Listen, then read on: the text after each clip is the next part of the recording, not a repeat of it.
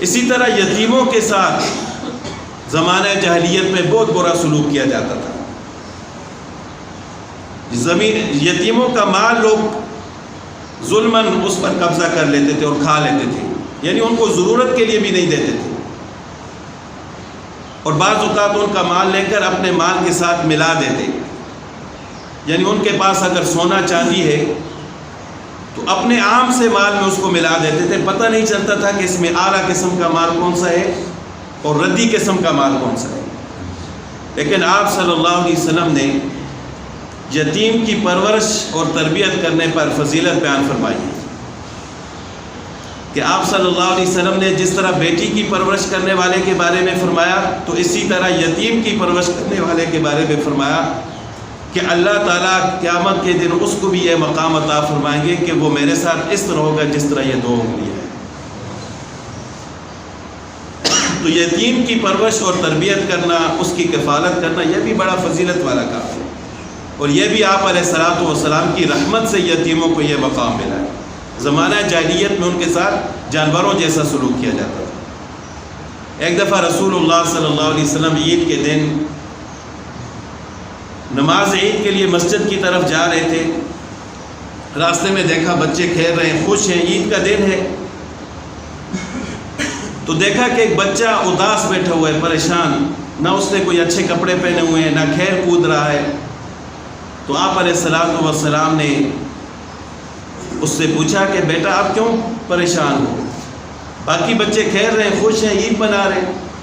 تو بچہ کہنے لگا کہ یا رسول اللہ صلی اللہ علیہ وسلم، میں ایک یتیم بچہ ہوں، میرے والد فوت ہو گئے، میرے لیے کچھ تھا نہیں، کوئی کفالت کرنے والا تھا نہیں، میری ماں کے پاس بھی کچھ نہیں تھا کہ میرے لیے نئے کپڑے بنا لیں، تو اس وجہ سے پریشانی میں بیٹھا ہوں. تو آپ صلی اللہ علیہ وسلم نے اس کو ہاتھ سے پکڑا اور اپنے گھر لے گئے. اور حضرت عائشہ رضی اللہ تعالیٰ عنہ سے فرمایا کہ اے حمیرہ، حمیرہ ان کا لقب تھا، کہ اس بچے کو نہلاؤ. جب حضرت عائشہ رضی اللہ تعالیٰ عنہ نے اس بچے کو غسل کروایا تو آپ علیہ الصلوۃ والسلام کے پاس ایک چادر تھی نہیں، اس کے دو ٹکڑے کیے، ایک اس کا تہبند بنا دیا اور ایک اوپر اڑا دی،